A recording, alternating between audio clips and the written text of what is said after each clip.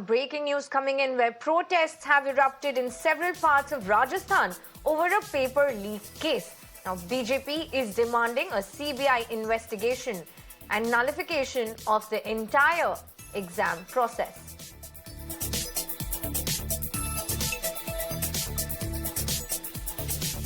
These are visuals on your screen of protests happening in several parts of Rajasthan. These visuals are, of course, from Jaipur over a paper leak case, because of which now BJP is demanding a CBI probe, a CBI investigation, as well as nullification of the entire examination process.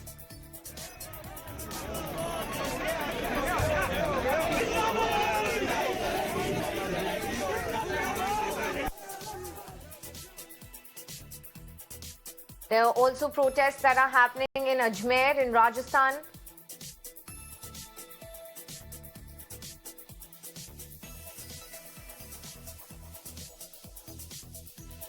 My colleague Bhavar is joining me on this broadcast live. Bhavar, आप please हमें बताएं कि ये कोई कोटा के exams थे और ये अब पेपर लीक हो गए हैं और बीजेपी डिमांड कर रही है कि ये एग्जाम ही पूरा नलिफाई हो जाए। कितने लोग अपीयर किए थे इस एग्जाम के लिए?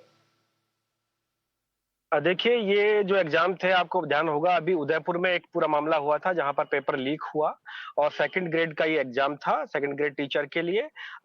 2 दिन पहले ये पेपर लीक हुआ था और उसके बाद से लगातार प्रोटेस्ट हो रहा है।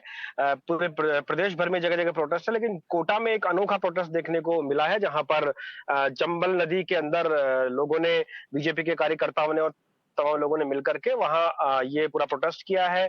जो ठंड पड़ रही है, कड़ाके की ठंड पड़ रही है, बावजूद इसके ये लोग यहाँ अर्धनग्न होकर के पानी में डुबकी लगा करके और प्रोटेस्ट कर रहे हैं कि कार्रवाई होनी चाहिए, क्योंकि कार्रवाई के अभाव में लगातार इस तरह की घटनाएं हो रही हैं, पेपर लीक हो रहे हैं और जो छात्र हैं उनका भविष्य खतरे में है। जी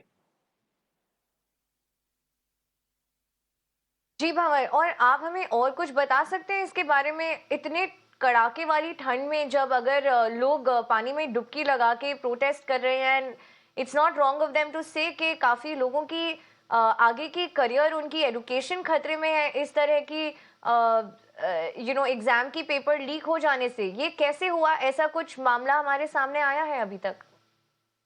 जी बिल्कुल, जो मामला आया था उसको भी हमने दर्शकों को दिखाया कि किस तरीके से रोडवेज बस के अंदर बैठ करके पेपर हल करवाया गया था। करीब 40 लोगों को हिरासत में लिया गया था और उसमें से एक व्यक्ति सुरेश बिश्नोई की गिरफ्तारी हुई थी, जिसने 10 लाख रुपए में ये पेपर बेचा था।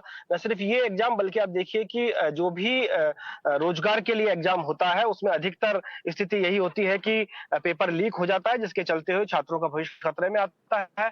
चाहे वो रीट की एग्जाम हो, चाहे ये एग्जाम हो, चाहे अन्य एग्जाम हो। तो राजस्थान सरकार लगातार विवादों में है, क्योंकि वो ठीक से पेपर नहीं करवा पा रही है और नकल माफिया जो है, गिरोह जो है, वो लगातार सक्रिय है और इस तरह की घटनाएं सामने आ रही हैं। जी